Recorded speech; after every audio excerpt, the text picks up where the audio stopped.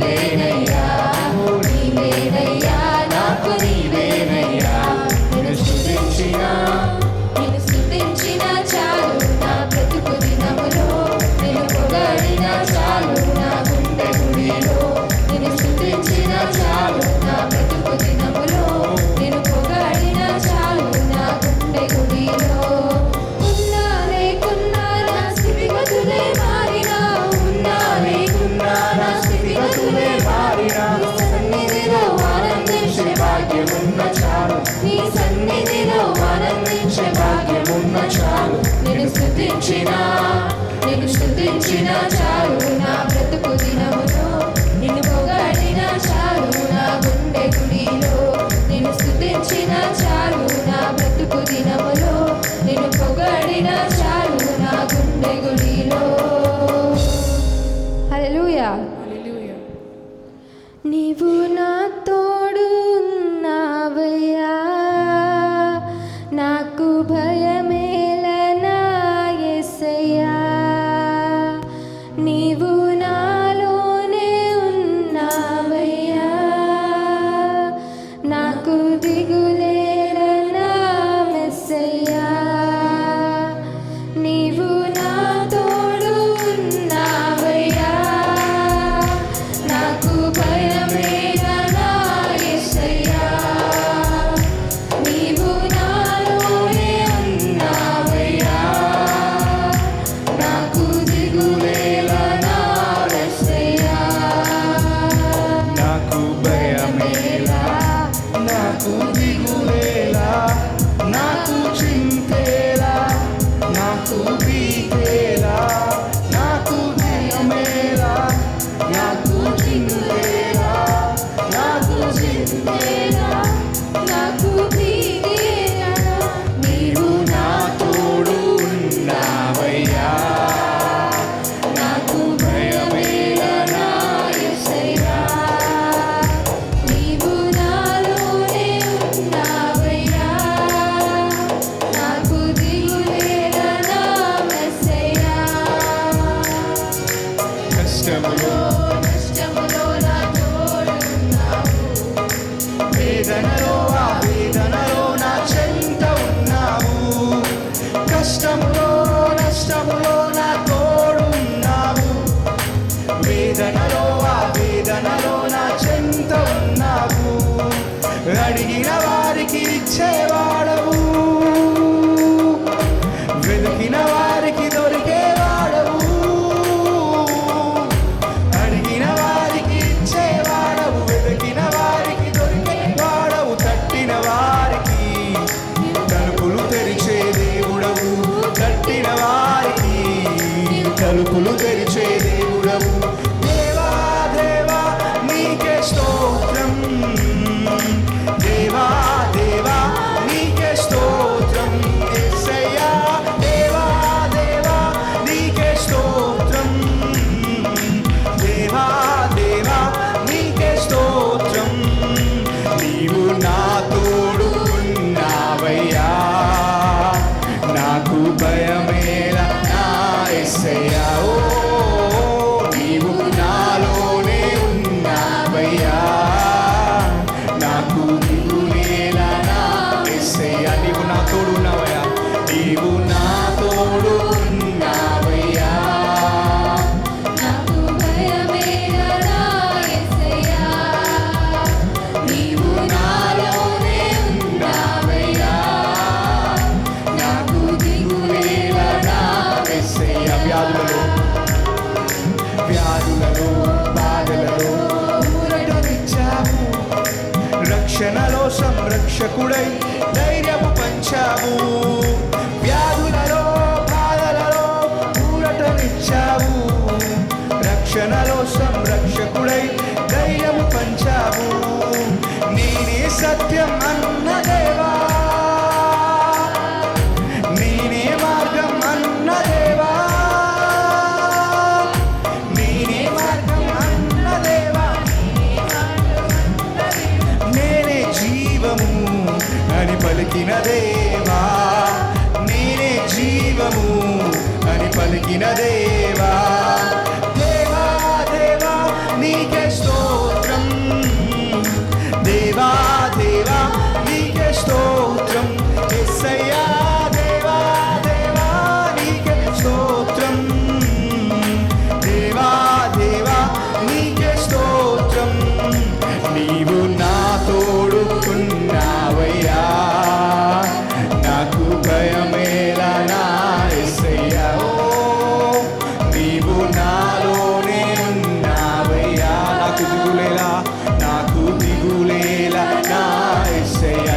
తోడున్నావయ్యా, నీవు నా తోడు ఉన్నావయ్యా, నాకు భయమేలా నా యేసయ్య. నీవు నాలోనే ఉన్నావయ్యా, నీవు నాలోనే ఉన్నావయ్యా, నాకు దిగులేలా నా యేసయ్య. నాకు భయమేలా, నాకు భయమేలా, నాకు దిగులేలా, నాకు చింతేలా, నాకు భీతేలా, నాకు భయమేలా, నాకు దిగులేలా, నాకు చింతేలా, నాకు భీతేలా, నీవు నాలోనే ఉన్నావయ్యా, నాకు భయమేలా యేసయ్యా, నీవు నాలోనే ఉన్నావయ్యా, నాకు దిగులేలా నా యేసయ్య. కష్టంలో కష్టంలో కష్టంలో నా తోడున్నావు, వేదనలో ఆ వేదనలో నా చెంత ఉన్నావు, కష్టములో నష్టములో నా తోడున్నావు, వేదనలో ఆ వేదనలో నా చెంత ఉన్నావు, అడిగిన వారికి ఇచ్చేవాడవు, వెతికిన వారికి దొరికేవాడవు నీవే, అడిగిన వారికి ఇచ్చేవాడవు, వెతికిన వారికి దొరికేవాడవు, కట్టిన వారికి నీవు తలుపులు తెరిచే చెందమా, తట్టిన వారికి నీవు తలుపులు తెరిచే దేవుడవు, దేవా దేవా నీకే స్తోత్రం యేసయ్యా, దేవా దేవా నీకే స్తోత్రం యేసయ్యా, దేవా దేవా నీకే స్తోత్రం, దేవా దేవా నీకే స్తోత్రం, నీవు నా తోడు ఉన్నావయ్యా, నాకు భయమేలా, నాకు భయమేలా నా యేసయ్య. నీవు నాలోనే ఉన్నావయ్యా, నీవు నాలోనే ఉన్నావయ్యా, నాకు దిగులేలా నా యేసయ్య. చివరిసారిగా నీవు నా తోడు ఉన్నావయ్యా, నాకు భయమేలా, నాకు భయమేలా యేసయ్యా, నీవు నాలోనే ఉన్నావయ్యా, నాకు దిగులేలా, నాకు దిగులేలా నా. చివరిసారిగా నాకు భయమేలా, నాకు భయమేలా, నాకు దిగులేలా, నాకు చింతేలా, నాకు భీతేలా, నాకు భయమేలా, నాకు దిగులేలా, నాకు చింతేలా, నాకు భీతేలా, నీవు నా తోడు ఉన్నావయ్యా, నాకు భయమేలా నా యేసయ్యా, నీవు నాలోనే ఉన్నావయ్యా, నాకు దిగులేలా నా యేసయ్యా. హల్లెలూయా. మహిమ ఘనతకు అర్హుడవు, నీవే నా దైవము, మహిమ ఘనతకు అర్హుడవు, నీవే నా దైవము, సృష్టికర్త ముక్తిదాత, సృష్టికర్త ముక్తిదాత, స్తుతులకు పాత్రుడా, ఆరాధనా నీకే యేసయ్యా, ఆరాధనా నీకే, ఆరాధనా నీకే యేసయ్యా, ఆరాధనా నీకే, ఆరాధనా స్తుతి ఆరాధనా, ఆరాధనా నీకే, ఆరాధనా స్తుతి ఆరాధనా, ఆరాధనా నీకే, అరేదమ్మా ఆరాధనా నీకే యేసయ్యా, ఆరాధనా నీకే, ఆరాధనా నీకే యేసయ్యా, ఆరాధనా నీకే. మన్నాను కురిపించినావు, మన్నాను కురిపించినావు, బండ నుండి నీళ్ళిచ్చినా, అరేదమ్మా మన్నాను కురిపించినావు, బండ నుండి నీళ్ళిచ్చినావు,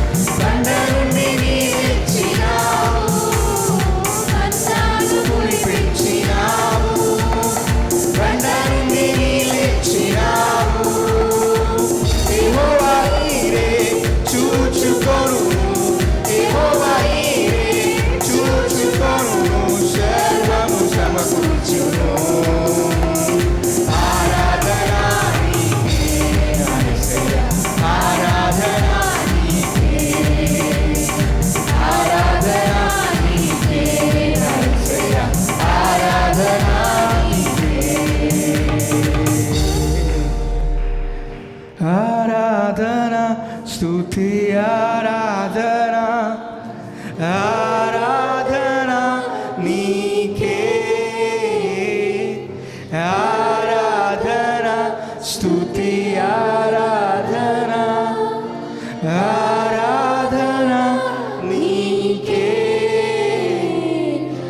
ఆరాధన నీకే నా యేసయ్యా ఆరాధన నీకే ఆరాధన నీకే నా యేసయ్యా ఆరాధన నీకే వ్యాధులను తొలగించినావు మృతులను మరి లేపినావు సునామము వ్యాధులను చరిద్దామా నావు మృతులను మరి లేపినావు యెహోవా రాఫా యెహోవా రాఫా స్వస్థపరచును యెహోవా రాఫా స్వస్థపరచు నన్ను స్వస్థపరచును ఆరాధన నీకే నా యేసయ్యా ఆరాధన నీకే ఆరాధమా ఆరాధన నీకే నా యేసయ్యా ఆరాధన నీకే మరి రెండు చేతులెత్తి ఆరాధన స్తుతి ఆరాధన ఆరాధన నీకే ఆరాధన స్తుతి ఆరాధన ఆరాధన నీకే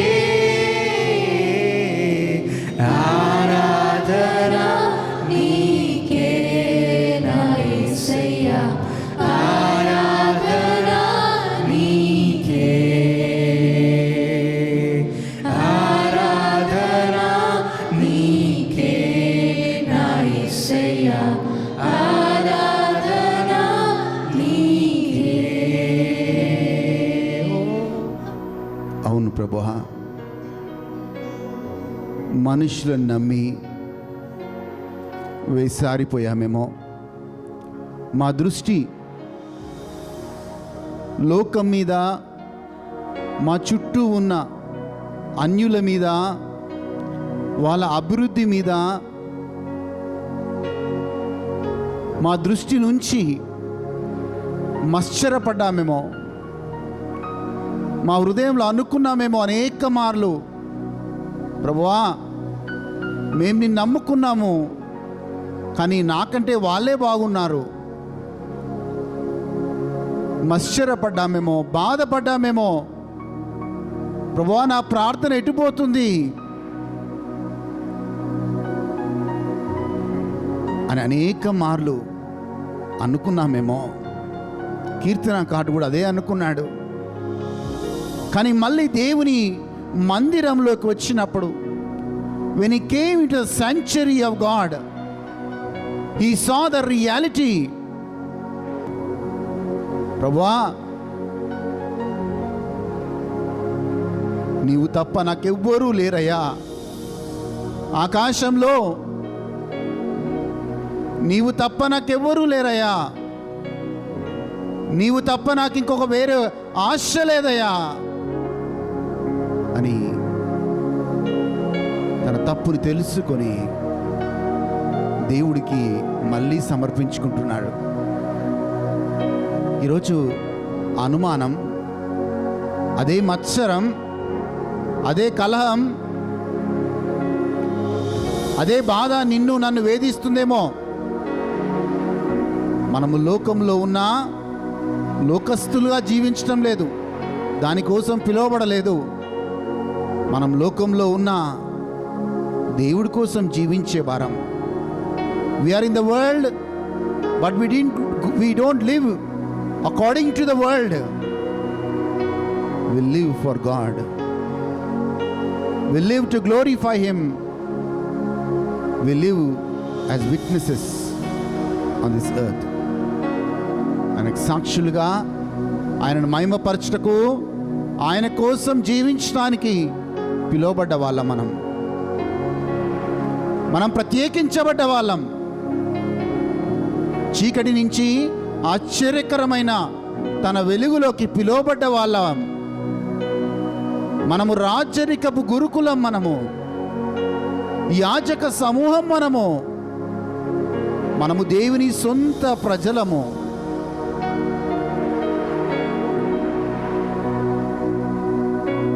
ఈరోజు అది జ్ఞాపకం చేసుకుందాం. రక్షణ దేవుడు నీకు నాకు ఇచ్చిన గొప్ప వరం. ఈరోజు మనము ప్రభునందు నిద్రించిన మళ్ళీ సజీవులుగా ఆయనతోనే యుగ యుగముల వరకు ఉండబోతున్నాం. ఆ బాడీ ఫేడ్స్ అవే, నాట్ ఆ spirit.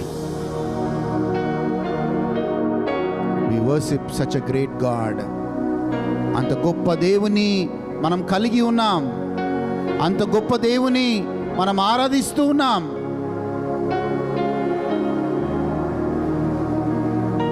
Thank you Jesus.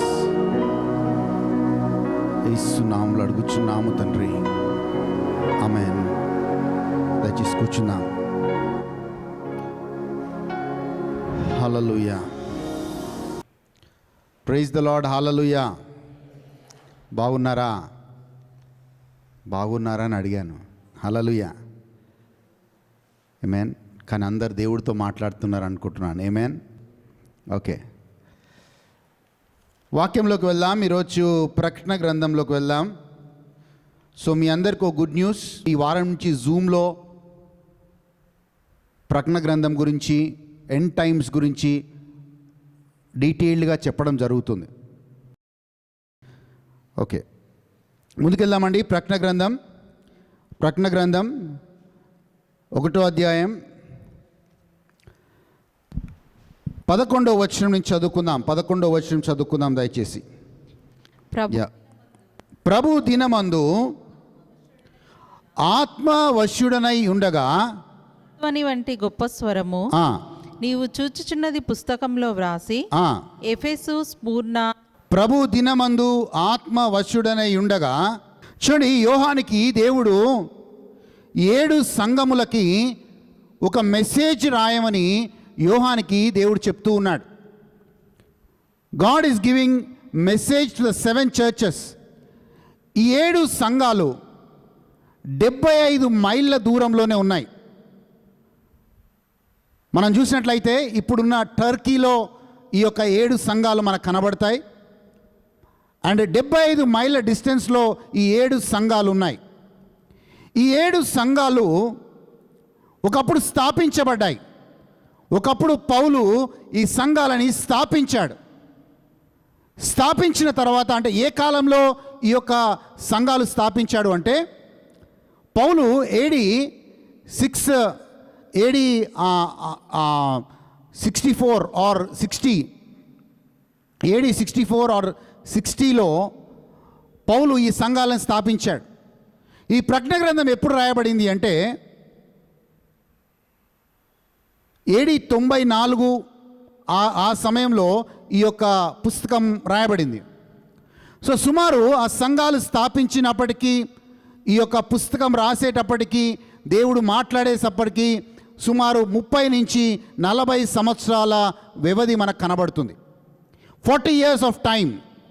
So ఈ 40 సంవత్సరాల తర్వాత, అంటే ఒక సంఘము స్థాపించబడి, ఒక సంఘము నిర్మించబడి, ఒక సంఘము అక్కడ స్థిరపరచబడి ఆ బడిన తర్వాత 40 సంవత్సరాల తర్వాత ఆ సంఘాలకి దేవుడు తన ఆత్మ ద్వారా ఈ యొక్క సందేశాన్ని యోహాను ద్వారా తెలియజేస్తూ ఉన్నాడు.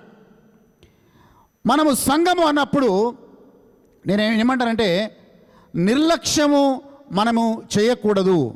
ఎందుకంటే అక్కడ మనకేం కనబడుతుంది, ఆ సంఘాల మధ్యలో 13వ వచనం చూద్దాం. 12, 13 వచనాలు చూద్దామండి. 12, 13 వచనాలు చూద్దాం. ఇది వినగా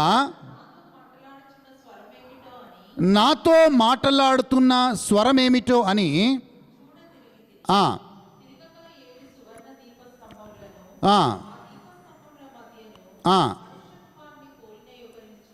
చూడండి, 7 సువర్ణ దీపస్తంభములు ఉన్నాయి.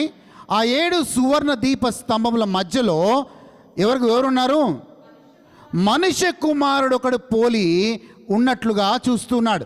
7 సువర్ణ దీప స్తంభములు 7 సంఘాలకి గుర్తు. 7 ల్యాంప్ స్టాండ్స్ రిప్రజెంట్ 7 చర్చెస్. ఈ 7 సంఘాల మధ్యలో ఎవరున్నారంటే మన ప్రభు అయిన యేసుక్రీస్తు ఉన్నాడు. సంఘానికి ఎందుకు అంత ప్రాముఖ్యము అంటే సంఘం యొక్క శిరస్సు యేసు ప్రభు అయి ఉన్నాడు.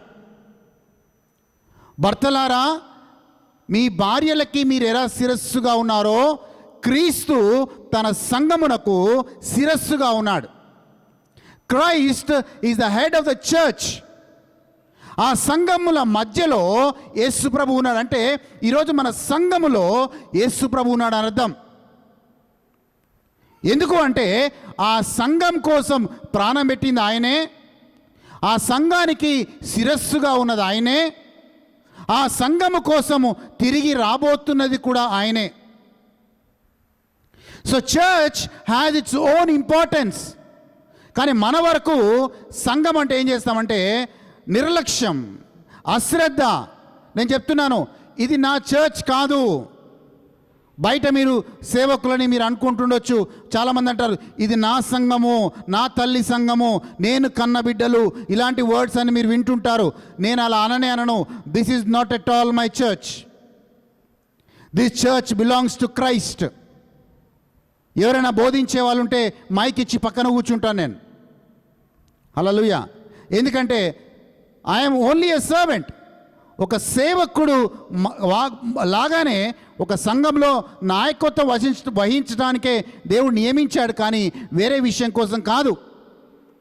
Church belongs to Christ. ఆ 7 సువర్ణ దీప స్తంభముల మధ్యలో క్రీస్తు వెలుగుగా ఉన్నాడు. మరి ఆ సంఘంలో ఏం జరగాలి? ఆ సంఘానికి వెలుగు ఎలా వస్తుంది అంటే కీర్తన 119, 105లో ఈ మాటను చదువుతాం. కీర్తన 119, 105లో ఈ మాటను చదువుకుంటాం. నీ వాక్యము నా పాదములకు దీపమును, నా త్రోవకు వెలుగునై ఉన్నది. చూడండి, సంఘాల్లో వెలుగుని నింపేది దేవుని వాక్యం. సంఘానికి ఒక మార్గాన్ని చూపించేది దేవుని వాక్యం. సో ఇక్కడ ఏ సంఘంలో అయితే దేవుని వాక్యం ప్రకటించబడుతుందో, ఏ దేవుని వాక్యం విడుదల చేయబడుతుందో, ఆ సంఘము దేవుని వాక్యానుసారంగా నడిచే సంఘంగా ఉండాలి. So it's a word that shows the way to the church, and that word, that preaching of the word will have the light into the world. అంటే ఆ వాక్యము, వెలుగుగా ఉన్న వాక్యము సంఘము ద్వారా లోకానికి ఒక మార్గాన్ని చూపిస్తుంది. కానీ మనం ఏమైపోయిందంటే చర్చ్ అంటే ఆదివారం రావాలి, వినాలి, మళ్ళీ వెళ్ళిపోవాలి, మళ్ళీ ఆదివారం రావాలి. కానీ దేవుడి ఉద్దేశము, సంఘానికి దేవుడి ఉద్దేశం ఏంటంటే మనము లోకంలో ఉన్న వాళ్ళకి ఒక వెలుగుగా ఉండాలి, సంఘం ఒక వెలుగుగా ఉండాలి. హల్లెలూయా. సంఘము ఒక వెలుగుగా ఉండాలి. అండ్ నేను చెప్తున్నాను, ఎవరెవరైతే ఆ యొక్క సువార్తని బోధించడానికి నిర్ణయం తీసుకుంటారో, ఎవరైతే వాళ్ళు వెలుగుగా ఈ అంధకారమైన లోకంలో వెలగాలనుకుంటున్నారో దేవుడి కోసం, వాళ్ళని దేవుడు 7 నక్షత్రాలతో పోలుస్తూ ఉన్నాడు. చదువుదాం. దాని తర్వాత ఆయన చేతిలో ఏమున్నాయి? ఆయన చేతిలో ఏమున్నాయి? దేవుడి చేతిలో అక్కడొద్దు, 2వ అధ్యాయానికి వెళ్దాం. ఈరోజు ఎఫెసు సంఘం గురించి ఎక్కువగా మనం ధ్యానిద్దాం. చదవండి. ఎఫెసు సంఘం 2వ అధ్యాయం. ఎఫెసులో ఉన్న సంఘపు దూతకు ఈలాగు రాయుము. 7 నక్షత్రములు చూడండి, 7 నక్షత్రములు ఈ దేవుడి దగ్గర 7 నక్షత్రములు ఉన్నాయి తన కుడి చేతిలో. ఈ 7 నక్షత్రములు ఏంటంటే, ఒకటి 5-fold మినిస్ట్రీ కనబడుతుంది ఆ 7 నక్షత్రాల్లో. 5-fold మినిస్ట్రీ ఏంటి? ఎఫెసీయులకు రాసిన లేఖ 4వ అధ్యాయం 11వ వచనంలో కొందరు అపోస్తులు గాను, కొందరు ప్రవక్తలు గాను, కొందరు కాపర్లు గాను, కొందరు ఉపదేశకులు గాను, కొందరు సువార్థికులు గాను దేవుడు నియమించాడు. అంతేకాదు మనము సంఘ పెద్దలని, ఎఫెసు సంఘానికి ప్రత్యేకంగా పౌలు ఎఫెసు సంఘాన్ని స్థాపించినప్పుడు, ఎఫెసు సంఘాన్ని నిర్మించినప్పుడు పౌలు ప్రత్యేకంగా పెద్దలని, ఆ సంఘంలో పెద్దలని నియమించాడు. ఈ అపాయింటెడ్ ఎల్డర్స్. సో ఎవరైతే దేవుని యొక్క సువార్తని ప్రకటించడానికి ముందుకు వస్తారో, ఎవరైతే దేవుడి కోసం సాక్షులుగా ఈ భూలోకంలో ఉండాలని వాళ్ళు ప్రయత్నాలు చేస్తారో, వాళ్ళు 7 నక్షత్రాలతో అంటే you are in the hands of God. దేవుడు ఎక్కడ పెట్టుకున్నాడు వాళ్ళని? ఆయన చేతిలో పెట్టుకున్నాడు. వాడు 7 నక్షత్రాలలాగా. ఫిలిప్పీలకు రాసిన లేఖలో పౌలు అంటాడు, మీరు నక్షత్రాల వలె ఈ భూలోకంలో వెలగాలి అంటాడు. వాక్యాన్ని చూద్దాం, ఒకవేళ నాకు వాక్యం దొరికితే నేను ఫిలిప్పీలకు రాసిన లేఖకి వెళ్దాం, 2వ అధ్యాయంకి వెళ్దాం. 2వ అధ్యాయం 15వ వచనం చూద్దాం. 15వ వచనం 2వ అధ్యాయం 15వ వచనం. మీరు మూర్ఖమైన వక్ర జనము మధ్య నిరపరాధులను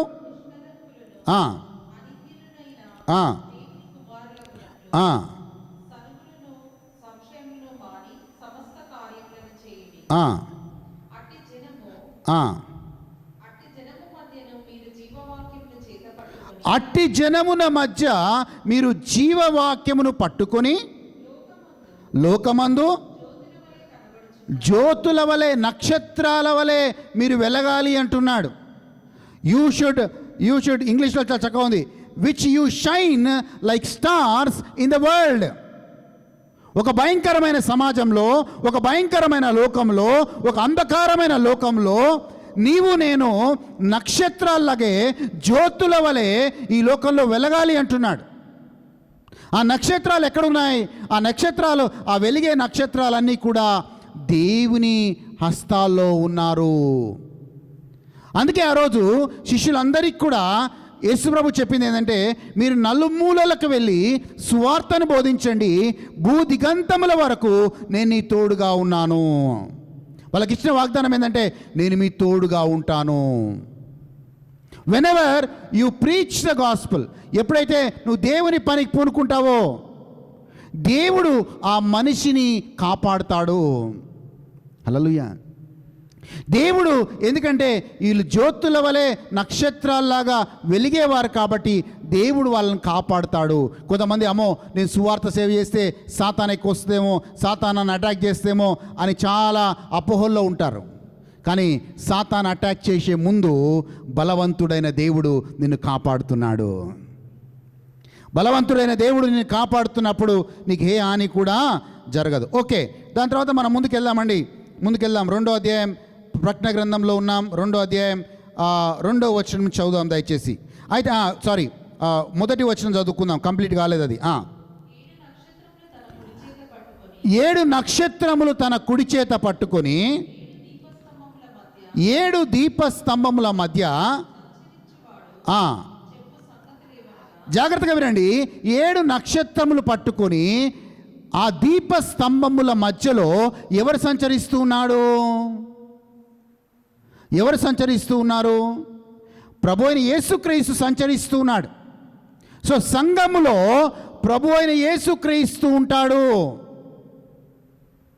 ఇన్ ద చర్చ్. ఎందుకంటే సంఘము పాస్టర్కి చెందింది కాదు, సంఘము దేవుడి సేవకుడికి చెందింది కాదు, సంఘము క్రీస్తుకు చెందింది. అందుకే ఆయనకి చెందిన ఆ సంఘంలో ఆయన సంచరిస్తూ ఉంటాడు. హల్లెలూయా, హల్లెలూయా. So the Bible says, he who walketh in the midst of the 7 golden standsticks. In the midst of the church, Christ walks. Hallelujah. ఈ సత్యం తెలియక మనము సండే ఒక ఆప్షన్గా ఉంటుంది మనకి. నేను చిన్నప్పుడు ఒక డిసిప్లిన్ నేర్చుకున్నాను, ఒక క్రమశిక్షణ నేర్చుకున్నాను. ఇప్పుడు కూడా నన్ను నడిపించిన ఫాదర్ సూర్యాపేటలో ఉన్నాడు. మొన్న ఒక చిన్ననాటి నా ఫోటోని తీసి నాకు వాట్సాప్లో పెట్టాడు. ఒక్క నిమిషము చర్చికి లేట్ వస్తే పెద్ద కట్టె తీసుకొని కాళ్ళ మీద కొట్టేవాడు. ఒకటే నిమిషము కాళ్ళ మీద. అందుకే నేను మొదట దేవుడి కంటే ఆయనకు భయపడి ఒక 5 నిమిషాల ముందే వెళ్ళి చర్చిలో కూర్చునేవాడిని. ఒక క్రమశిక్షణ ఆయనకి మాకు అలవాటు చేశాడు. మనము కూడా మనం ఎవరు చెప్పనవసరం లేదు, మనం కూడా ఆ క్రమశిక్షణలోకి రావాలి. అంటే మనం ఆ క్రమశిక్షణ అలవాటు చేసుకుంటున్నప్పుడు మనకేమర్థమవుతుందంటే ఎస్ నేను లేటు నా దేవుని మందిరానికి, నా దేవుని సన్నిధిలోకి నేను లేటుగా వెళ్ళకూడదు. ఈరోజు ఎవరెవరైతే ఫస్ట్ వర్షిప్ మిస్ అయ్యారో చాలా చక్కగా అమ్మాయిలు చాలా చక్కగా వర్షిప్ చేశారు ఈరోజు. So you are missing all that worship. ఒక లేట్గా వస్తే ఆ వర్షిప్ అంతా, ఆరాధన అంతా మిస్ అవుతున్నారు మీరు. హల్లెలూయా. ఓకే, మనము 2వ వచనం నుంచి 2వ వచనం ముందుకెళ్దాం. 2వ అధ్యాయం ప్రకటన గ్రంథం 2వ అధ్యాయం 2వ వచనానికి వెళ్దాం. నీ క్రియలను, నీ కష్టమును, నీ సహనమును నేను ఎరుగుదును.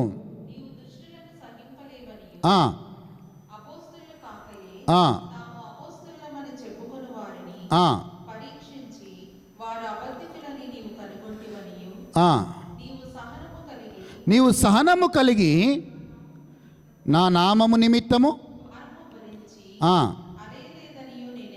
నేను చూడండి, మనిషిలో పాజిటివ్ పాయింట్స్ ఉంటాయి, నెగిటివ్ పాయింట్స్ ఉంటాయి ప్రతి మనిషిలో. కానీ దేవుని యొక్క ఉద్దేశం ఏంటో తెలుసా? దేవుడు ఎలా చూస్తాడంటే ఫస్ట్ నీలో పాజిటివ్ పాయింట్స్ చూస్తాడు, నీలో ఉన్న మంచి గుణాలు చూస్తాడు. God sees the good nature of man before. దేవుడు మొట్టమొదటిగా నీలో నాలో మంచి గుణాలు చూస్తాడు. రెండవదిగా నీకున్న మంచి గుణాలను బట్టి దేవుడు అప్రిషియేట్ చేస్తాడు. ఇక్కడ ఆ ఎఫెసు సంఘానికి కూడా దేవుడు ఏం చేస్తాడంటే, ఓ ఎఫెసు సంఘమా, నువ్వు నా కోసము పడిన శ్రమలు నాకు తెలుసు. నీవు సహనము కలిగి నా నామము నిమిత్తము భారము భరించి అలయలేదని నేను ఎరుగుదును. మనకి దేవుడికి తేడా ఏంటి తెలుసా అండి? దేవుడేమో మనలో ఉన్న మంచిని చూసి మనల్ని దేవుడు ప్రోత్సహిస్తాడు. కానీ మనిషి నైజం ఏంటో తెలుసా అండి? ఇంకొక మనిషిని చూసినప్పుడు ఆ మనిషిలో ఉన్న తప్పులు చూస్తారు, ఆ మనిషిని క్రిటిసైజ్ చేస్తారు, ఆ మనిషిలో ఉన్న తప్పులు ఎత్తి చూపుతారు. సో మనిషి ఏమో ఇంకొక మనిషిలో చెడును చూస్తాడు, కానీ దేవుడేమో ఇంకొక మనిషిలో మంచిని చూస్తాడు.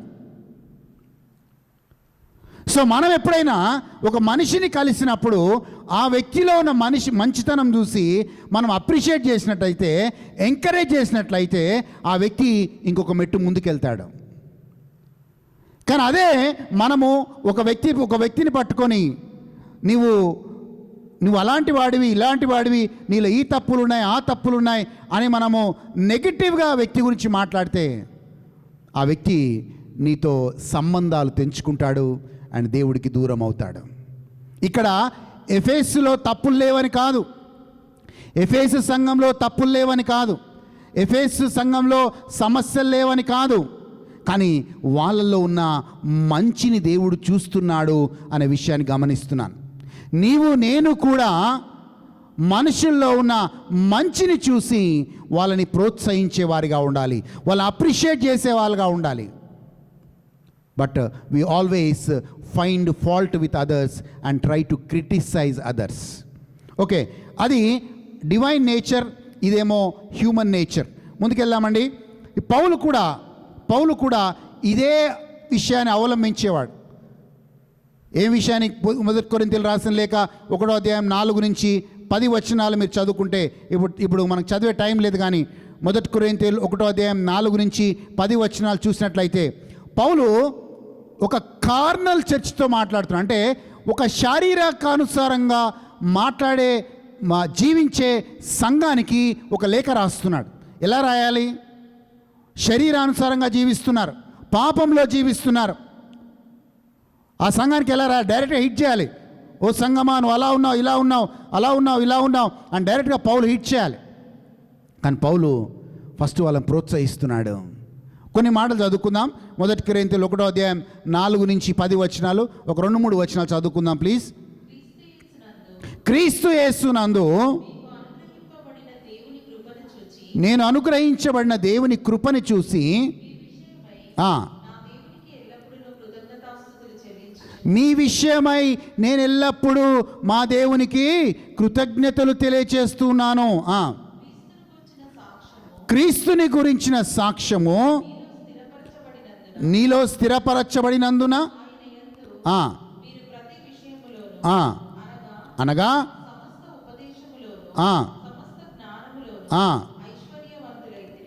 చూడండి, వాళ్ళని ఫస్ట్ వాళ్ళలో పాజిటివ్ పాయింట్స్ని పౌలు రాస్తూ ఉన్నాడు. వాళ్ళలో ఉన్న మంచి గుణాలనే పౌలు చెప్తూ ఉన్నాడు. చెప్పి ఇక దాని తర్వాత 2వ అధ్యాయం నుంచి మీ వాళ్ళ తప్పులని ఎత్తి చూపి దేవుడి వైపు తిరగమని చెప్తూ ఉన్నాడు. హల్లెలూయా. సో ఇక్కడ ఎఫెసు సంఘము, మీకు ఎఫెసు సంఘం యొక్క స్టోరీ తెలియాలంటే ఈ ఎఫెసు సంఘము స్థాపించడానికి ఆర్ నిర్మించడానికి ఆర్ ఆ సంఘాన్ని అక్కడ ఉండడానికి పౌలు సుమారు 40 ఈ లేఖ రాయకంటే ముందు 40 సంవత్సరాల ముందు 3 సంవత్సరాలు పౌలు ఎఫెసులో ఉండి వాళ్ళకి సువార్తను బోధించాడు. ఎన్ని సంవత్సరాలు? సుమారు 3 సంవత్సరాలు ఉండి ఆ ఎఫెసు సంఘాన్ని పౌలు తయారు చేశాడు. అన్ని సంఘాల కంటే ఎఫెసు సంఘం చాలా ది బెస్ట్ సంఘం. ఎందుకంటే ఎఫెసు పత్రిక కొన్ని రోజుల తర్వాత పౌలు ఈ ఎఫెసు సంఘాన్ని స్థాపించిన తర్వాత పౌలు రోమ్లో ఓ జైల్లో ఉంటాడు. జైల్లో ఉండి ఎఫెసు సంఘానికి వాళ్ళ తప్పులు కాదు కదా, చాలా లోతైన విషయాలని ఆ ఎఫెసు పత్రికలో పౌలు పొందుపరుస్తాడు. ఇంకా పౌలు ఎఫెసు సంఘం గురించి ఏమంటాడంటే, అయ్యా నేను అందరి సేవకుల్లాగా నేను మీ దగ్గరికి రాలేదు. I have not come with other servants. చాలా మంచి మాటలు చెప్తాడు పౌలు ఎఫెసు సంఘం గురించి. ఒకసారి వెళ్దాం, అపోస్తుల కార్యాలకు వెళ్దాం. అపోస్తుల కార్యాలకి బుక్ ఆఫ్ యాక్ట్స్ ఆఫ్ అపోస్టల్స్కి వెళ్దాం. 20వ అధ్యాయం. ఆ యొక్క అపోస్తుల కార్యాల్లో ఎఫెసు సంఘంలో పౌలు చేసిన ఒక మంచి పని మనకు కనబడుతుంది. పౌలు ఎలా ఆ సంఘాన్ని స్థాపించాడు, నిర్మించాడు అనే విషయాలని పౌలు చెప్తూ ఉన్నాడు. 19వ అధ్యాయంలో మీరు పౌలు ఆయన పరిచర్య, మా ఎఫెసు సంఘంలో ఉన్న పరిచర్యని మనం చూడొచ్చు. 19వ అధ్యాయం 1వ వచనం చూద్దాం. 19వ అధ్యాయం 1వ వచనం.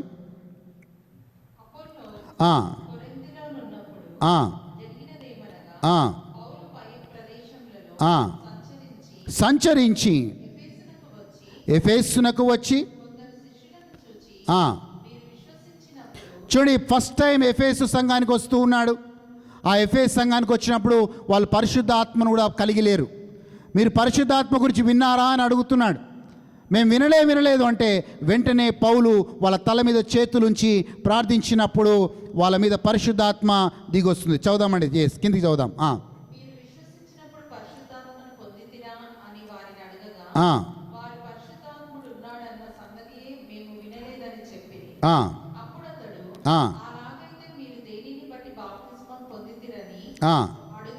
చాలమ్మా, 6వ వచనం చదువుదాం. అక్కడే 6వ వచనం, 9వ అధ్యాయం 6వ వచనం. తర్వాత పౌలు వారి మీద చేతులుంచగా పరిశుద్ధాత్మ వారి మీదికి వచ్చెను. ప్రవచించుటకును మొదలుపెట్టి. చూడండి, పరిశుద్ధాత్మ అందుకున్నారు, వరాలను పొందుకున్నారు. ఇక దేవుడు ఎఫెసు సంఘంలో గొప్ప కార్యాలు చేశాడు. Bible says God did extraordinary miracles in Ephesus church. 11వ వచనం, 19వ అధ్యాయం 11వ వచనం. మరియు దేవుడు పౌలు చేత విశేషమైన అద్భుతములు చేసెను. దేవుడు పౌలు ద్వారా ఆ ఎఫెసు సంఘంలో గొప్ప అద్భుతాలు చేశాడు. నా బైబిల్, ఇంగ్లీష్ బైబిల్ రాయబడి ఉంది, God did extraordinary miracles through Paul. Extraordinary miracles. ఎందుకంటే సంఘము అలా ఉండింది. సంఘము పౌలు బోధకి రెస్పాండ్ అయింది. సంఘము దేవుడికి లోబడి జీవిస్తుంది. ఎక్కడైతే సంఘము లోబడి జీవిస్తుందో, ఎక్కడైతే సంఘము దేవుడికి విధేయతలో జీవిస్తుందో, ఎక్కడైతే సంఘము దేవుడికిచ్చే ఘనతను, దేవుడికిచ్చే మర్యాదను ఇస్తుందో, ఆ సంఘంలో దేవుడు విశేషమైన అద్భుతాలు చేస్తాడు. God did extraordinary miracles. దాని తర్వాత చూద్దాం, 20వ అధ్యాయానికి వెళ్దాం. 20వ అధ్యాయం. అయితే కొన్ని రోజుల తర్వాత పౌలు ఏం చేస్తాడంటే ఆ ఎఫెసు సంఘాన్ని నిర్మిస్తూ పక్క ఇంకొక ప్రాంతానికి వెళ్ళి మళ్ళీ తిరిగి వస్తూ అక్కడున్న పెద్దలకి కొన్ని సూచనలు చేస్తున్నాడు. ఆ సూచనలు చూద్దాం. 20వ అధ్యాయం 17వ వచనం. 27వ అధ్యాయం 17వ వచనం. బాబు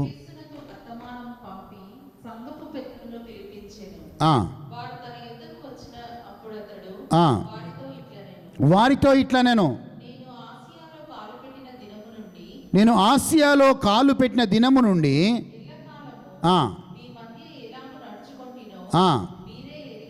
చూడండి, పౌలు అంటున్నాడు, అయ్యా నేనేదో కేవలం వాక్యం బోధించడం వల్ల కాదు, చాలా ఇబ్బందికరంలో, చాలా కష్టంలోనే ఈ యొక్క సంఘాన్ని కట్టానని చెప్తున్నాడు. ఎలా కట్టాడంటే సంఘాన్ని 19వ వచనం చూద్దాం.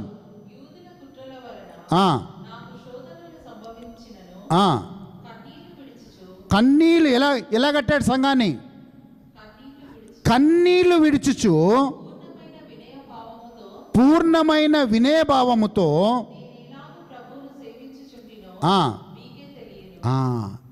సో అంత సేవ చేశాడు. ఎవరి కోసం? ఎఫెసు సంఘం కోసం. ఈ షెడ్ టీయర్స్ అండ్ యూదుల నుంచి ప్రతి వ్యతిరేకతని, ప్రతి పోరాటంని పోరాడి ఆ సంఘాన్ని స్థాపించాడు. అండ్ ఆ సంఘంతో చాలా క్లియర్గా అంటున్నాడు, అయ్యా ఏ రోజు కూడా మీ దగ్గర రూపాయి తీసుకోలేదు, నేను మీ మీద ఆధారపడి నేను బ్రతకలేదు, నేను కష్టపడ్డాను, నేను సంపాదించుకున్నాను, మీకు సేవ చేశాను. ఆ మాటను చూద్దాం. 33వ వచనం. 33వ వచనం. ఎవని వెండినైనను బంగారమునైనను వస్త్రములనైనను నేను ఆశింపలేదు, నా అవసరముల నిమిత్తమును నాతో ఉన్న వారి నిమిత్తమును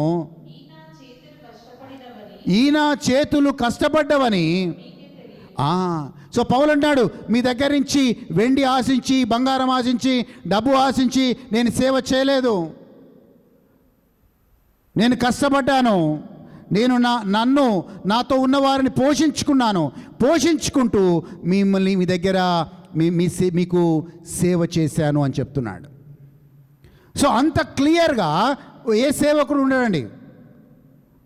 అందుకే పౌలు ఎప్పుడో మాట అంటాడు, నాకు చాలా ఇష్టమైన మాట. ఆ మాట ఏంటంటే, నేను క్రీస్తుని పోలి ఎలా నడుచుకుంటున్నానో నన్ను పోలి మీరు నడుచుకోండి అంటాడు. ఎందుకు ఆ మాట అంటే పౌలు ఎక్కడ కూడా తప్పుడు సువార్త బోధించలేదు, ఎక్కడ కూడా తప్పుడు విధంగా జీవించలేదు.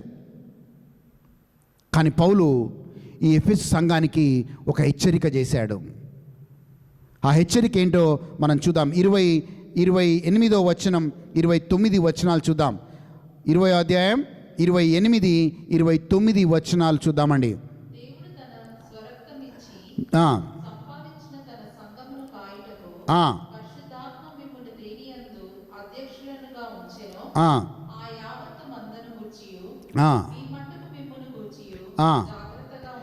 జాగ్రత్తగా, ఓ ఎఫెసు సంఘమా జాగ్రత్తగా ఉండండి. ఓ పెద్దలారా, ఓ ఎఫెసు సంఘాన్ని నడిపిస్తున్న పెద్దలారా జాగ్రత్తగా ఉండుడి.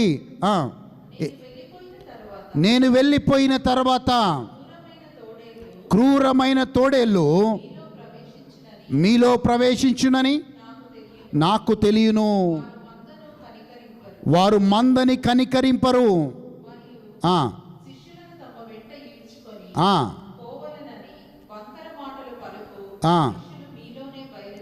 చాలా సో వాళ్ళు హెచ్చరిస్తున్నాడు, ఒక మందగా ఒక సంఘముగా నేను నిన్ను ఏర్పాటు చేశాను, కానీ జాగ్రత్త, ఈ మంద చెదరగొట్టే విధంగా కొందరు వస్తారు. పౌలు చాలా స్పష్టంగా నిర్మించిన పౌలు వాళ్ళకి హెచ్చరిక కూడా చేస్తున్నాడు. అండ్ ఆ సంఘాన్ని ఎలా కట్టాడంటే డబ్బుతో కట్టలేదు, వెండితో కట్టలేదు, తన కన్నీటితో కట్టాడు. He built the church with his tears.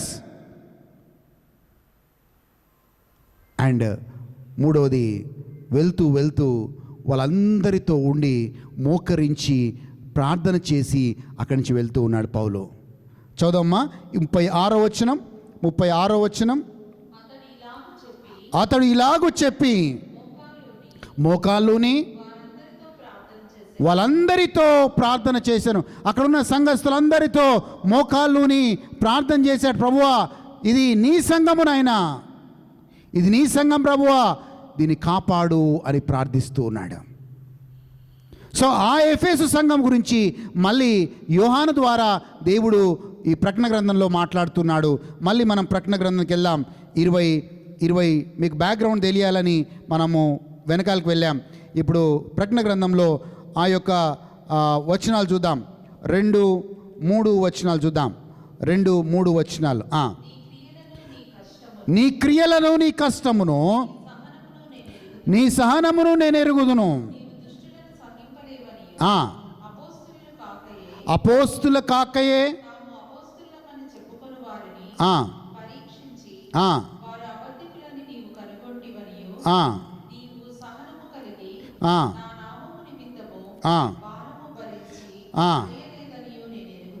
అక్కడ దాకా బాగానే ఉంది. వాళ్ళు శ్రమల్లో బాధల్లో అన్నిట్లలో దేవుడితో విశ్వాసంలో ఉన్నారు, బాగుంది.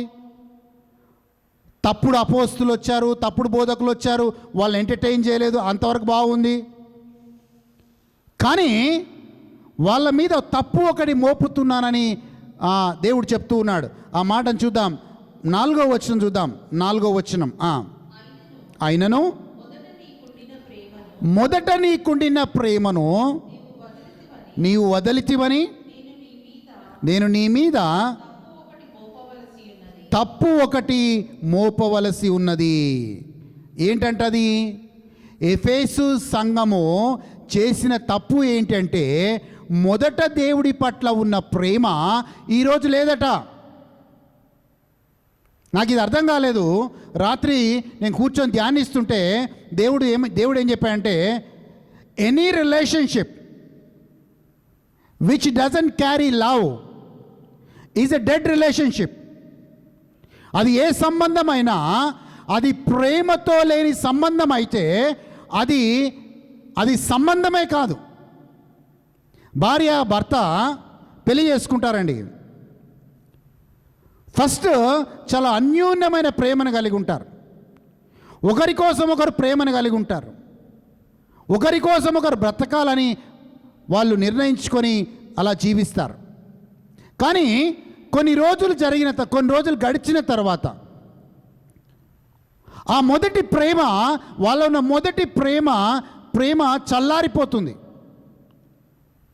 ఇప్పుడు కూడా అంటే కొన్ని సంవత్సరాల తర్వాత భార్య ఇప్పుడు కూడా భర్తకి నమ్మకంగానే ఉంటుంది. ఏదో వ్యభిచారం చేయదు, దొంగతనం చేయదు, అబద్ధాలు చెప్పదు, ఇవన్నీ ఏం చేయదు. ఇప్పటికి కూడా భార్య భర్తకి సేవ చేస్తూనే ఉంటుంది. ఇంట్లో వంట వండడం కావచ్చు, లేకపోతే ఇంట్లో పనులు చేయడం కావచ్చు, అన్నిట్లలో నమ్మకంగానే ఉంటుంది. కానీ ఆమెలో ఒకటి ఆగిపోయింది. అది ఏంటంటే ప్రేమ. ఏ భర్తనైనా పిలిచి, లేకపోతే ఏ భార్యనైనా పిలిచి, అమ్మా నీ భర్తలో నువ్వేం చూస్తావు? ఆయన తెచ్చే డబ్బులు చూస్తావా? ఆయన సంపాదన చూస్తావా? లేకపోతే ఆయన ప్రేమను చూస్తావా? ఖచ్చితంగా సమాధానం ఏమై ఉండాలంటే అవన్నిటికంటే ఆయన ప్రేమే నాకు ముఖ్యము. అదే రకంగా భార్యని అడిగితే భర్తని అడిగితే, నీ భార్య ఇంట్లో ఇంత పని చేస్తుంది కదా, మరి ఇంత అందంగా ఉంది కదా, ఇంత పని చేస్తుంది కదా, మరి ఆమె ఫిజికల్ అపియరెన్స్ నీకు ఇష్టమా, లేకపోతే ఆమె చూపించే ప్రేమ ఇష్టమా? ఖచ్చితంగా ఆమె పని కంటే, ఆమె ఫిజికల్ అపియరెన్స్ కంటే ఆమె పంచే ప్రేమనే ప్రాముఖ్యమైంది. ఈరోజు దేవుడు అదే అంటున్నాడు, ఓ ఎఫెసు సంఘమా, నువ్వు శ్రమలు, ఓపిక అన్నీ కలిగి ఉన్నావు, నా పట్ల అన్నీ ఓర్చుకున్నావు, తప్పుడు బోధల వైపు నువ్వు వెళ్ళలేదు. కానీ అన్నిటికంటే రూట్ అయిన ఒక విషయం, అన్నిటికంటే ప్రాముఖ్యమైన విషయం నువ్వు పడిపోయావు. ఎక్కడ పడిపోయావంటే మొదటి ప్రేమని నువ్వు కోల్పోయావు. You lost that first love that you had with మీ.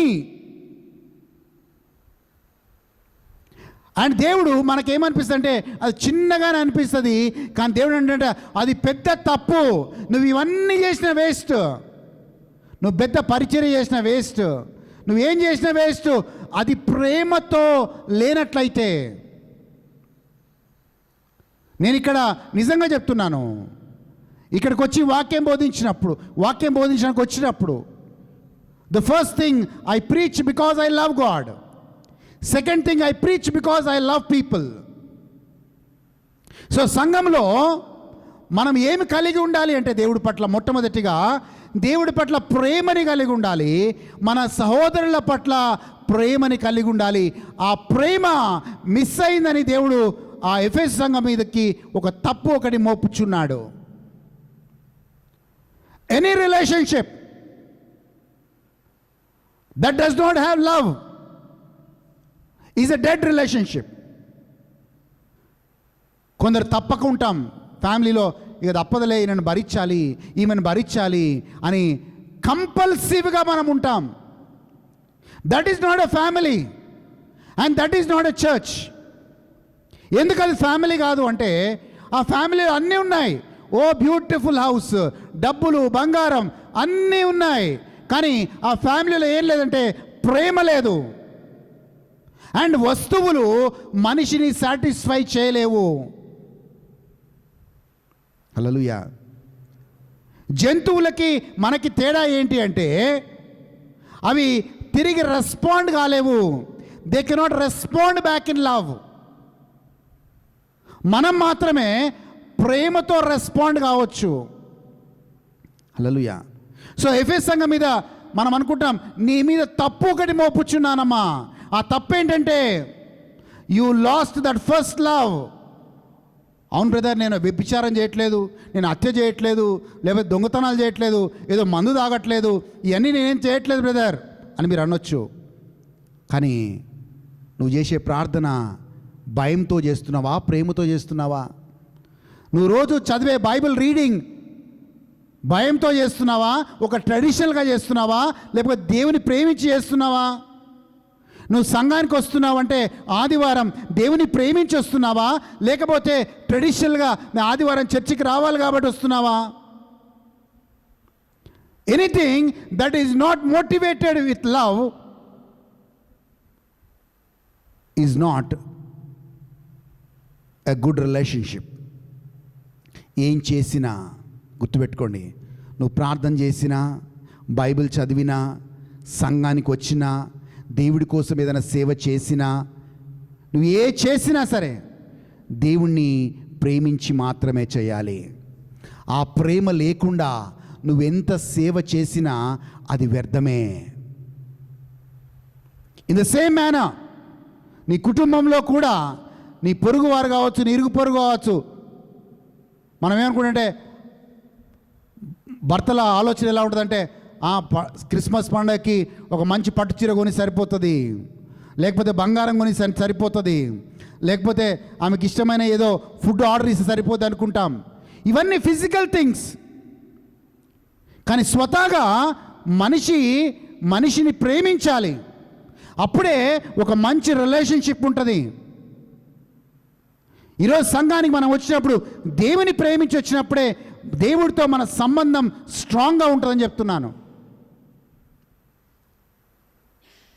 నువ్వు మారు మనసులోకి వచ్చినప్పుడు, యేసు ప్రభుని రక్షకుడిగా అంగీకరించినప్పుడు నువ్వెంత ఆతృత కలిగి ఉన్నావు, దేవుడి పట్ల ఎంత ఆసక్తి కలిగి ఉన్నావు.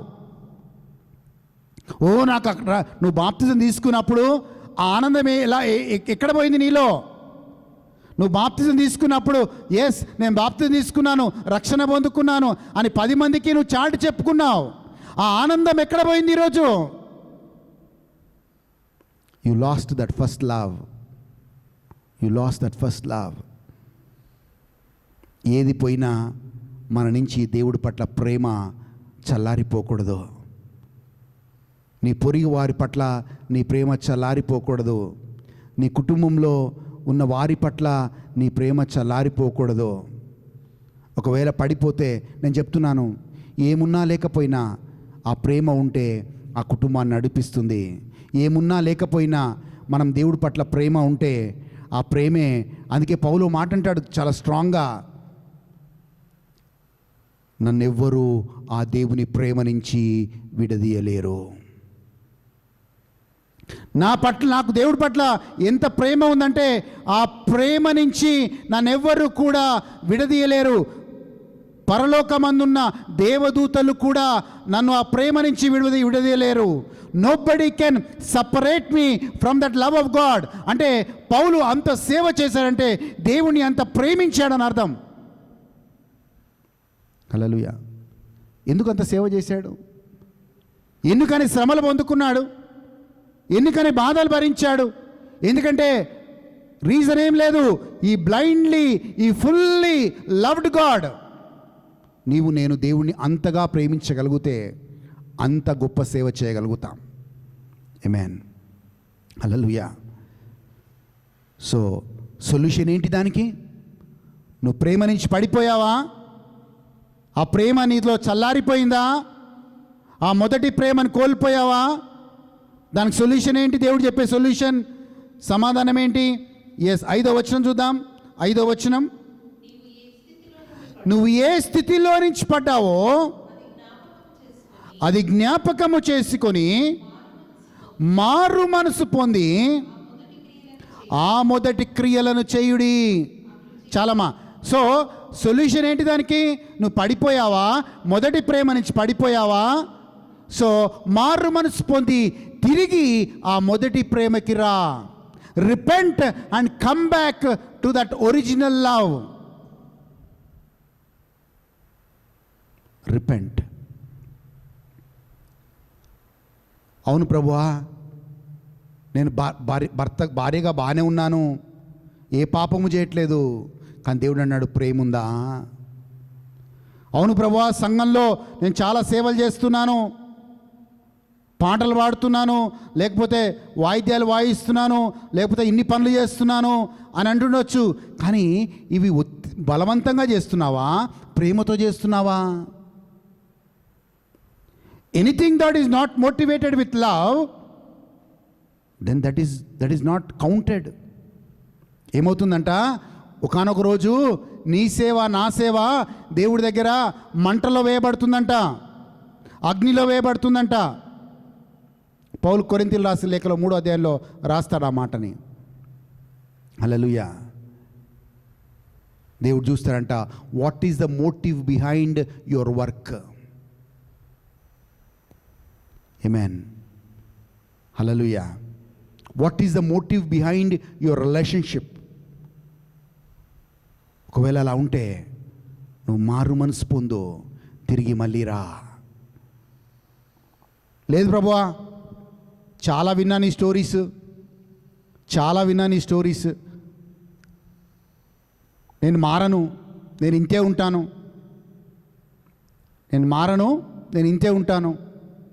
నాకు మళ్ళీ ప్రేమించడం అంటే కుదరదు అని అంటున్నారా? దేవుడు ఏమన్నాడు తెలుసా దానికి? నీ దీప స్తంభాన్ని తీసేస్తాను అంటున్నాడు. I will remove your lamp stand. You know what it means to remove the lamp stand? వాక్యాన్ని చూద్దాం. ఏమన్నాడు? అమ్మా అట్లు చేసి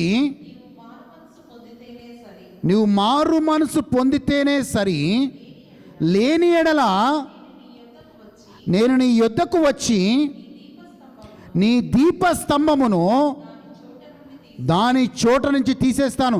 దీపస్తంభం దేనికి సాదృశ్యము? సంఘానికి సాదృశ్యము. అంటే నువ్వు ఒక సంఘం ఉండొచ్చు, ఆ సంఘము చాలా యాక్టివిటీస్ చేస్తుండొచ్చు, సండే సర్వీస్ చేస్తుండొచ్చు, కాన్ఫరెన్సెస్ చేస్తుండొచ్చు, నైట్ ప్రేయర్ చేస్తుండొచ్చు, లేకపోతే చాలా విషయాలు, చాలా యాక్టివిటీస్ ఆ సంఘం చేస్తుండొచ్చు. కానీ అన్నాడు, ఓ సంఘమా, నువ్వు మారు మనసు పొందకపోతే నీ దీపస్తంభాన్ని తీసేస్తాను. అంటే దాని అర్థం ఏంటంటే, I will not recognise you as a church. నేను మిమ్మల్ని సంఘముగా గుర్తించను. నువ్వు సంఘంగానే ఉన్నావు, ఓ ప్రార్థనలు చేస్తున్నావు, అనేక యాక్టివిటీ చేస్తున్నావు, కానీ నీ దీపస్తంభముని ఆ స్థలము నుంచి తీసేస్తాను అంటే నిన్ను ఆ యొక్క సంఘముగా దేవుడు నిన్ను గుర్తించడు. It's a strong message. I will not recognise you, rather I will remove the lamp stand. ఎందుకో తెలుసా? ఆ సంఘం కోసము తన ప్రాణమును పెట్టాడు. ఆ ప్రాణం పెట్టిన సంఘము అంటే, ఒక సంఘం కోసం, ఒక వ్యక్తి కోసం ఇంకొక వ్యక్తి ప్రాణం పెట్టాలంటే ఆ వ్యక్తిని అంతగా ప్రేమించిండు ఆ వ్యక్తి. అవునా కదా? యేసయ్య నీకోసం నా కోసం ప్రాణం పెట్టాడు అంటే నిన్ను నన్ను అంతగా ప్రేమించాడు కనుకనే. మరి ఈరోజు ఆ యేసయ్య ఏమంటున్నా అంటే, నీవు అదే రకంగా నన్ను ప్రేమించాలి అంటున్నాడు. I loved you and I gave my life to you. నేను ప్రేమించి నా జీవితాన్ని నీకు ఇచ్చాను, మరి నువ్వు నన్ను ప్రేమించలేవా? హల్లెలూయా. రిచువల్గా వద్దు. అమ్మో సండే చర్చికి వెళ్ళకపోతే ఏం ఆశీర్వాదం పోతుందో, సండే చర్చికి వెళ్ళకపోతే ఆ బ్రదర్ ఏమంటాడో, సండే చర్చికి వెళ్ళకపోతే ఆ పక్క వాళ్ళు చూసి 2-3 సార్లు చూసి ఈమె ఆదివారం చర్చికే రాదు అని అనుకుంటారేమో, అందుకే చర్చికి వస్తున్నామేమో. No, we come to God because we love him. ఆయన ప్రేమిస్తున్నాం కనుక ఆయన సన్నిధిలోకి వస్తాం. హల్లెలూయా, హల్లెలూయా. అది చాలా స్ట్రాంగ్ మాట అండి. అమ్మ మళ్ళీ చదవండి అమ్మా అక్కడి నుంచి ప్లీజ్. అట్లు చేసి నీవు మారు మనసు పొందితేనే సరి, లేని ఎడల నీ యొద్దకు వచ్చి నీ దీపస్తంభమును దాని చోట నుంచి తీసివేస్తాను. ఈరోజు మొన్న స్కైప్లో కూడా చెప్తున్నాను, అయ్యా మీరు ఏ సంఘంలో ఉన్నారని ఇంపార్టెంట్ కాదయ్యా, ఎత్తబడే సంఘంలో ఉండడం ఇంపార్టెంట్. మరి ఎత్తబడే సంఘంలో ఉండాలంటే ఏం చేయాలి అంటే, దేవుడితో సహవాసంలో ఉండాలి, దేవుడితో నడవాలి, అండ్ దేవుడు చెప్పినట్లు దేవుణ్ణి ప్రేమించి దేవుణ్ణి పోలి నడుచుకోవాలి. హల్లెలూయా. అందరూ ఎత్తబడరండి. 40,000 డినామినేషన్లు ఉన్నాయి ప్రపంచవ్యాప్తంగా, క్రైస్తవ డినామినేషన్స్. ప్రతి ఒక్కరూ నేనే ఒరిజినల్ చర్చ్ అని చెప్పుకుంటారు, ప్రతి ఒక్కరూ నేనే గొప్ప అని చెప్పుకుంటారు, కానీ అందరూ ఎత్తబడరు. కొందరి దీపస్తంభాలు తీసివేయబడతాయి. ఆమేన్. హల్లెలూయా. 6వ వచనం చూద్దాం. అయితే ఒకటి, నికోలాయితుల క్రియలు నీవు ద్వేషించుచున్నావు, దేనిని కూడా. ఇది చాలా మందికి, ఈ నికోలాయితులు ఎవరు? మరి దేవుడు, వాళ్ళు ఎఫెసు సంఘం కూడా ద్వేషించింది వాళ్ళని, అండ్ దేవుడు కూడా నేను ద్వేషిస్తున్నాను అంటున్నాడు. నికోలాయితులు అంటే ఎవరంటే, గ్రీక్లో Nicolaitans means people, conquerors of people అని అర్థం. నికోలాయితులు అంటే ఇతర ప్రజల మీద ఆధిపత్యము చెలాయించే వాళ్ళని అర్థం. నికోలాయిట్స్ మీన్స్ కాంకరర్స్ ఆఫ్ పీపుల్. ఇది చర్చ్ లీడర్షిప్లో కనబడుతుంది. చాలా చర్చ్ లీడర్షిప్స్లో మనకు కనబడేది ఏంటంటే చర్చ్ లీడర్షిప్ ఎలా ఉండాలంటే సేవకుల్లాగా ఉండాలి, సేవ చేయడానికి వచ్చినట్లుగా ఉండాలి. కానీ చర్చ్ లీడర్షిప్ రాజుల్లాగా రాణుల్లాగా ఉండకూడదు. They are called to be servants but they should not be kings and queens. Hallelujah. ఈరోజు చాలా టైటిల్స్ మనం పెట్టుకోవచ్చు, రెవరెండ్లని, బిషప్లని, ఏమేమో టైటిల్స్ పెట్టుకోవచ్చు. టైటిల్స్ ఇంపార్టెంట్ కాదు. నువ్వు దేవుని సేవకుడి ద్వారా సేవకుడిలాగా సేవ చేయడం ప్రధాన కర్తవ్యం, అది గుర్తుపెట్టుకోవాలి. అండ్ 2, కాంకరర్స్ ఆఫ్ పీపుల్ అంటే ఏంటంటే తెలుసా, ఇతరుల మీద ఆధిపత్యం చెలాయించే వాళ్ళు ఏంటంటే తెలుసా, వాళ్ళు ఏం చెప్తారంటే మేము చెప్పిందే ఇంపార్టెంట్, నేను చెప్పిందే నీకు ఇంపార్టెంట్, నువ్వు వేరే దగ్గరికి వెళ్ళొద్దు, వేరే వాక్యం వినొద్దు, నేను చెప్పే వాక్యమే ఫైనల్. అండ్ దేవుని వాక్యంలో కాకుండా వాళ్ళ సొంత మానవులు కల్పించిన పద్ధతులని వాళ్ళు సంఘంలోకి తీసుకొస్తారు. They bring in the human traditions in to the church. అలాంటి పద్ధతులు, నికోలాయితుల బోధలు అంటే వాళ్ళు ఏం చేస్తారంటే వాళ్ళ సొంత ట్రెడిషన్స్, అంటే బైబిల్కి విరుద్ధంగా ఉన్న అనేక సిద్ధాంతాలు, అనేక సాంప్రదాయాలు, అనేక ఆరాధన పద్ధతులు వాళ్ళు సంఘంలోకి తీసుకొని వస్తారు. అండ్ వాళ్ళు చెప్తారు ఇది చేయండి చాలు, ఇలా జీవించండి చాలు. ఆమేన్, హల్లెలూయా. అవునండి, పాత నిబంధన కాలంలో మనకు ఒకటి ఉండేది. ఏంటో తెలుసా, పాత నిబంధన కాలంలో దేవుడికి సంబంధం ఉండేది కాదు. దేవుడు ఎవరితో మాట్లాడేవాడు? యాజకులతో మాట్లాడేవాడు, ప్రవక్తలతో మాట్లాడేవాడు. ఎందుకంటే పరిశుద్ధాత్మదేవుడు యాజకుల మీద, ప్రవక్తల మీద మాత్రమే ఉండేవాడు. సో దేవుడి దగ్గరికి ప్రవక్త వెళ్ళేవాడు, దేవుడు ప్రవక్తకు చెప్పేవాడు, ప్రవక్త వచ్చి ప్రజలకు చెప్పేవాడు. సో ప్రజలకి దేవుడికి కనెక్షన్ లేదు కాబట్టి అలా నడిచిపోయింది. కానీ పౌలు ఏమంటా అంటే, ఇక్కడ యోహాన్ ఏమంటా అంటే, నికోలాయిత బోధలంటే నీవు ఇంకొకరి పద్ధతులను ఆచరించిన అవసరం లేదు. ఎందుకంటే ఈరోజు నీవు కూడా నూతన నిబంధనలో నీవు కూడా దేవుని ఆత్మని కలిగి ఉన్నావు. In the New Testament everybody has the Holy Spirit. And పాత నిబంధనలో ఎవరు కూడా దేవుడి దగ్గరికి ప్రార్థన కోసం వెళ్ళేవాళ్ళు కాదు. వాళ్ళు ఆ ప్రవక్తకు చెప్పేవాళ్ళు, యాజకుడికి చెప్పేవాళ్ళు, వాళ్ళు వీళ్ళ పక్షాన ప్రార్థన చేసేవాళ్ళు. కానీ నూతన నిబంధనలో దేవుడు ఏమంటాడంటే, నీవు నా సింహాసనం దగ్గరికి, నా కృపా సింహాసనం దగ్గరికి రా. We can come boldly to the throne of grace in the time of need. మనము నిస్సహాయ స్థితిలో ఉన్నప్పుడు, అవసరతలో ఉన్నప్పుడు దేవుని కృపా సింహాసనం దగ్గరికి దేవుడు రమ్మంటున్నాడు. అండ్ మనం రావచ్చు, మనం ప్రార్థన చేయొచ్చు. మనం ఇంకొకరి ప్రార్థన మీద ఆధారపడిన అవసరం లేదు. మనం ఇంకొకరి మెసేజ్ కోసం మనము వెయిట్ చేయని అవసరం లేదు. ఎందుకంటే దేవుడు నాతో మాట్లాడే దేవుడు నీతో కూడా మాట్లాడతాడు. నికోలాయితుల బోధలు కొన్ని చర్చెస్లో పాత నిబంధనలో ఉన్న పద్ధతులనే ఆచరిస్తూ ఉన్నారు. నికోలాయిత బోధలు అంటే conquerors of people. They dominate the church. They exalt themselves above the church. సంఘము మీద వాళ్ళని వాళ్ళు హెచ్చించుకుంటారు.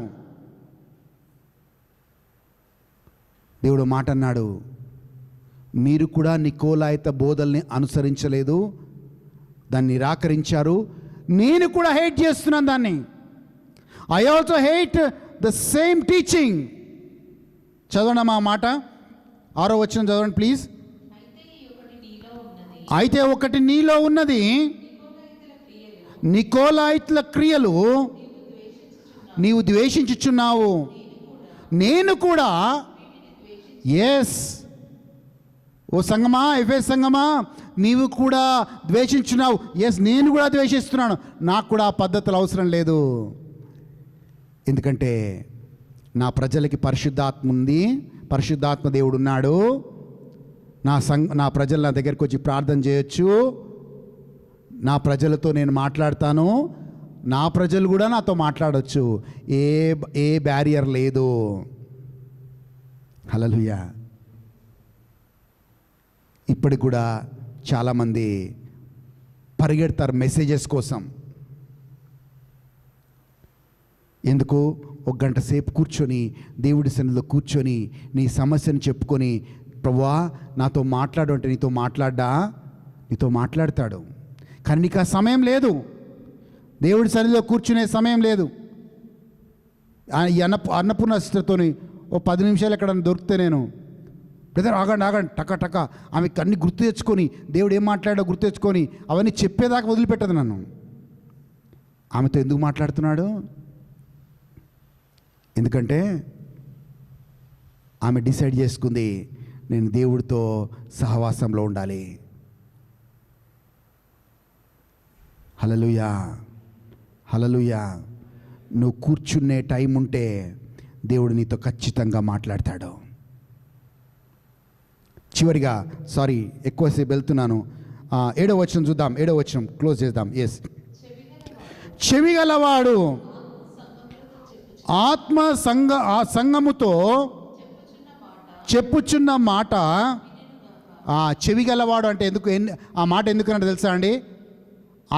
అందరికీ చెవులు ఉన్నాయి, కానీ చెవిగలవాడు ఎందుకు అంటున్నాడంటే, చెవులున్నా వినలేని వాళ్ళు చాలామంది, విన్నా విధేయించని వారు చాలామంది. చెవులున్నా వినిపించుకొని వాళ్ళు చాలామంది, విన్నా దాన్ని విధేయించని వారు చాలామంది. అందుకే చెవిగలవాడు, వినగలిగినవాడు, విధేయించగలిగినవాడు, ఆత్మ సంగతులతో సంగముతో చెప్పే మాటలు వినుగాక. ఎవరు చెప్తున్నా అంటే, వినే వాళ్ళకి, విని అర్థం చేసుకునే వాళ్ళకి, అర్థం చేసుకొని విధేయించే వాళ్ళతో మాట్లాడుతున్నాడు ఆత్మ. హల్లెలూయా. మీరు ఒకవేళ తిరిగి వస్తే మీకు ఒక ఆశీర్వాదం ఇస్తా అంటున్నాడు. చివరిగా, ఎస్, ఆ చివరి వచనం చదవండి అమ్మా. జయించు వారికి చెప్తున్నాను, జాగ్రత్తగా వినండి. జయించాలి. కాంకరర్స్. అసలు యాక్చువల్గా నా మెసేజ్ అది, కాంకరర్స్. మనం జయించేవారిగా ఉండాలి. శ్రమలను కావచ్చు, తప్పుడు సిద్ధాంతాలను కావచ్చు, నికోలాయితుల బోధనలు కావచ్చు, ఇంకా శ్రమలు కావచ్చు, మన శరీర పోరాటం కావచ్చు, లోకంలో నుంచి వచ్చే పోరాటాలు కావచ్చు, సాతాను నుంచి వచ్చే పోరాటాలు కావచ్చు, ఇవన్నిటిని జయించగలగాలి. ఇవన్నిటిని జయిస్తేనే దేవుడు అన్నాడు, జీవ వృక్ష ఫలము నుంచి వచ్చే పండుని నీకు ఇస్తాను. చదవండమ్మా. జయించు వానికి దేవుని పరదేశిలో ఉన్న జీవ వృక్ష ఫలమును భుజింపనిత్తును. జీవ వృక్ష ఫలము భుజిస్తే ఏం జరుగుతుందో తెలుసా అండి? జీవ వృక్ష ఫలము పొందుకున్నవాడు దైవత్వం, అంటే he will have divine life and he will have divine nature. జీవ వృక్ష ఫలమును భుజిస్తే నీకెప్పటికీ మరణం ఉండదు. జీవ వృక్ష ఫలమును భుజిస్తే దైవ స్వభావముని కలిగి ఉంటావు, దేవుని స్వభావముని కలిగి ఉంటావు. జీవ వృక్ష ఫలమును భుజిస్తే నీకు నిత్య జీవము వస్తుంది, నీకు మరణమే ఉండదు. ఇక ఆదాముకి 2 చెట్లుండేవి. ఒకటి జీవ వృక్ష ఆ ఎదోను తోటలో 2 చెట్లుండేవి. ఒకటి జీవ వృక్ష ఫలం నుంచి వచ్చే చెట్టు, ఇంకొకటి మంచి చెడులు విచక్షించే జ్ఞానించే చెట్టు ఫలము. ఆదాము ఆ చెట్టు పండు తినుంటే చాలా ఘోరాలు జరిగిపోయాయి. కానీ ఆదాము మంచిని చెడుని విచక్షించే చెట్టు ఫలమును తిన్నాడు. కాబట్టి ఆదాముకి మంచి ఏంటో చెడేంటో ఆ రోజు తెలిసింది. వెంటనే దేవుడు ఏం చేశాడో తెలుసా అండి? ఆదాముని అవ్వని ఎదోము తోట నుంచి బయటికి గెంటేసి అక్కడ కెరూబుని ఒక కాపలాగా పెట్టాడు. కెరూబుని కాపలా ఎందుకు పెట్టాడంటే ఆ ఎదోము తోటలో జీవ వృక్ష ఫలమునిచ్చే చెట్టు ఆ ఎదోము తోటలో ఉండింది. కానీ దేవుడు అన్నాడు, ఆ రోజు ఆదాము తినలేని పండు, ఆ రోజు ఎదోము తోట నుంచి ఆదాముని గెంటివేసి కాపాడిన ఆ జీవవృక్ష ఫలమును ఈరోజు నీకు ఇస్తాను, నువ్వు భుజించడానికి నీకు అవకాశం ఇస్తాను అంటున్నాడు. హల్లెలూయా. అవన్నీ ఆ జీవవృక్ష ఫలము నుంచి వచ్చే పండుని మనం తినాలి అంటే అన్నిటినీ జయిద్దాం. Let us be conquerors. నికోలాయిత బోధలు కావచ్చు, శ్రమలు కావచ్చు, బాధలు కావచ్చు, శోధనలు కావచ్చు, ఇవన్నిటినీ జయిద్దాం. జయించినప్పుడు జీవ వృక్ష ఫలం నుంచి వచ్చే ఆ పండుని తినడానికి దేవుడు నీకు నాకు అవకాశం ఇస్తాడు. లేచి నిలబడదాం, ప్రార్థన చేసుకుందాం. స్తోత్రం. Thank you lord, thank you Jesus. స్తోత్రం. హల్లెలూయా. పరిశుద్ధుడా నీకు వందనాలు, మహోన్నతుడా నీకు వందనాలు. ప్రభువా, మాకు చేసిన ఈ వాగ్దానం ప్రభువా మా జీవితంలో నెరవేరునుగాక. మేము సంఘముగా ప్రభువా జీవ వృక్ష ఫలము నుంచి తినే ఆ పండుని తినడానికి మా కృపని ప్రభువా, మేము ఎల్లప్పుడూ నిత్య జీవంలో ఉండే కృపను దయచి. Thank you Jesus. Thank you Lord. Hallelujah. Worship you Lord. Hallelujah. Thank you Lord. ఈరోజు ప్రభువా ఆ మొదటి ప్రేమ నుంచి ఎక్కడ పడిపోయామో తిరిగి ఆ మొదటి ప్రేమలోకి వచ్చే కృపను దయచేయి నాయనా. ప్రభువా, ఎక్కడ పడిపోయామో మాకు మారు మనసు కలుగచేయి ప్రభువా. ఏం చేసినా ప్రభువా నిన్ను ప్రేమించి మాత్రమే చేయాలి నాయనా. నేను ప్రార్థించినా, నేను బైబిల్ చదివినా ప్రభువా, నేను పాటలు పాడినా, నేను వాక్యం బోధించినా ప్రభువా, నీ రాజ్యంలో నేను ఏమి చేసినా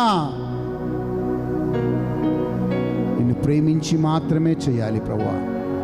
అట్టి కృపను నాకు ఇవ్వు.